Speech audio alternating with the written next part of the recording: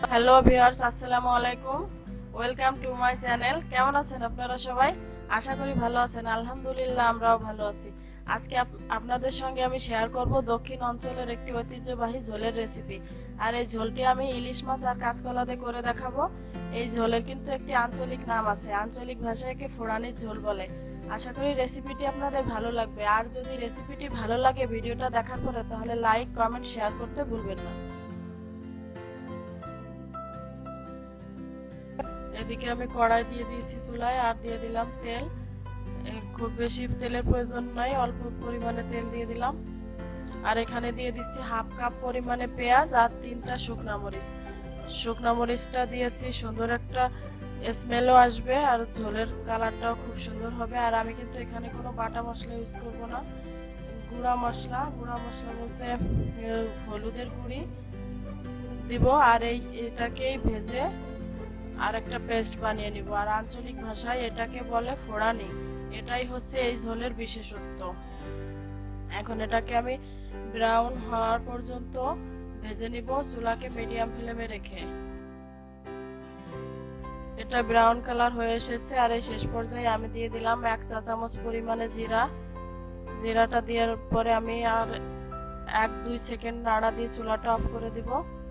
এরপরে এটাকে আমি এক বাটিতে উঠিয়ে একটা সাইডে রেখে রান্নার সেকেন্ড প্রসেসে চলে যাব। এটাকে আবার শেষে আমি একটা স্মুথ পেস্ট বানাবো পাটায় বেটে। কালারটা ঠিক যখন এরকম হবে, তখন এটাকে কড়াই থেকে তুলে নিতে হবে।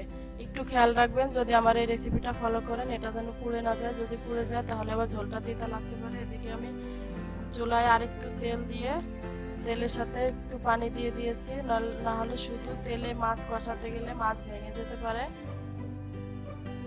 এখন আমি মাছ নিয়ে নিয়েছি, মাছের লবণ হলুদ মেখে নিয়েছি। এখানে মাছের নির্দিষ্ট কোনো পরিমাপ নাই, এতটুকু দিতে হবে অতটুকু দিতে হবে। আপনাদের যতটুকু প্রয়োজন ততটুকু দিবেন। আমিও আমার প্রয়োজন অনুযায়ী দিয়েছি, আমার যতটুকু রান্নায় লাগবে ততটাই দিয়েছি। আপনারাও আপনাদের যদি রেসিপিটা ফলো করেন তাহলে আপনাদের প্রয়োজন অনুযায়ী দেবেন।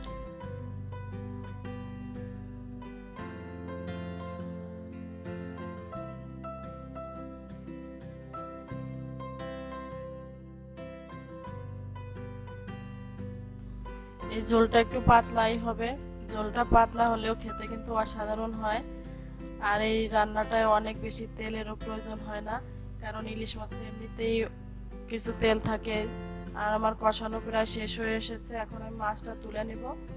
আর এই তেলেই আমি কাঁচকলাটা ধুয়ে গরম পানি দিয়ে লবণ হলুদ দিয়ে ধুয়ে রেডি করে রেখেছি, ওটা দিয়ে আবার কাঁচকলা কষিয়ে নেব।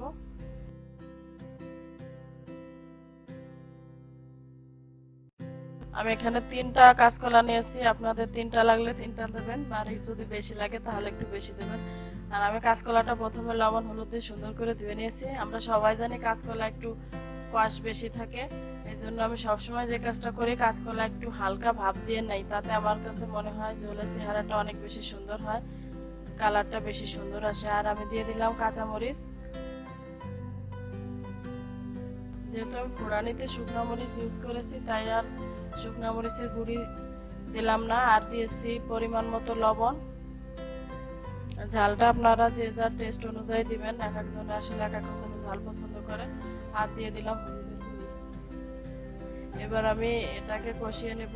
প্রথমে ঢাকনা ছাড়া কিছুক্ষণ কষাবো, এরপরে সিদ্ধ হওয়ার জন্য ঢাকনা দিয়ে ঢেকে দিব।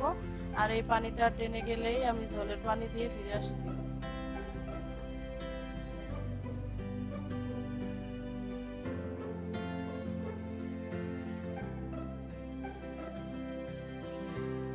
আমার কলাটা কষানো হয়ে গিয়েছে, এখন আমি ঝোলের পানি দিয়ে দিচ্ছি।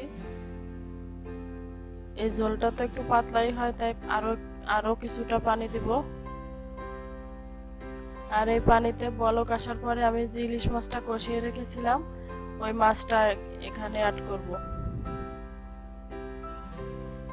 মাছটা দিব এই ঝোলে বলক আসার পরে।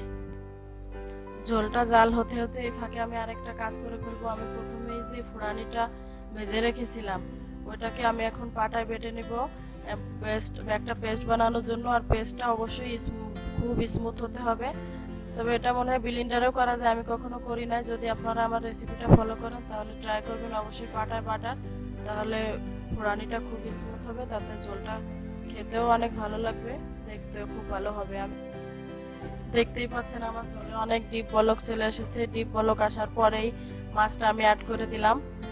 আর এখন আমি যে ফোড়ানিটা মেক করে রেখেছিলাম ওটায় পাটায় সুন্দর করে বেটে একটা স্মুথ পেস্ট করে নিয়েছি। দেখেন শুকনো মরিচ দেওয়ার কারণে এটার কালারটা কত সুন্দর হয়েছে। এটা ঝোলটার কালারটাও অনেক বেশি সুন্দর করবে। আর এই ফোড়ানিটা দেওয়ার কারণে এই ঝোলের স্বাদ বেড়ে যাবে বহু গুণে। আপনারা আমার এই রেসিপিটি অবশ্যই বাসায় ট্রাই করবেন, আর ট্রাই করার পরে কমেন্টস করে জানাবেন কেমন হলো, কারণ আপনাদের কমেন্টস পড়তে আমার অনেক ভালো লাগে। আর এই ফোড়ানিটা দেওয়ার পরে অনেক বেশি জাল করা যাবে না। আমি 1-1.5 মিনিট জাল করার পরে চুলাটা অফ করব। আর এরপরে আপনাদের ফাইনালি ঝোলটা কেমন হলো দেখতে এটা দেখাবো। দেখেন এটা হচ্ছে ঝোলের ফাইনাল লুক। দেখেন দেখতে কতটা সুন্দর হয়েছে। যদিও আমি এখানে কোনো প্রকার বাটা মশলা ইউজ করি নাই, মাত্র একটা মশলা দিয়েই রান্না করেছি। তো বন্ধুরা, আমার ভিডিওটা যদি ভালো লেগে থাকে তাহলে অবশ্যই আমার চ্যানেলটি সাবস্ক্রাইব করবেন। আর যদি অলরেডি আপনি আমার সাবস্ক্রাইবার হয়ে থাকেন তাহলে বলবো again thank you so much আমাকে সাপোর্ট করার জন্য। আর পাশে থাকা বেল বাটনটি প্রেস করুন, তাহলে কি হবে, আমি একটা ভিডিও দেওয়ার সঙ্গে সঙ্গে নোটিফিকেশন চলে যাবে আপনার কাছে, তাতে আপনি সবার আগে আমার ভিডিওটি দেখতে পারবেন। থ্যাংক ইউ সো মাচ ভিডিওটা দেখার জন্য। আল্লাহ হাফেজ। এরপরে দেখা হবে নতুন কোনো ভিডিও নিয়ে।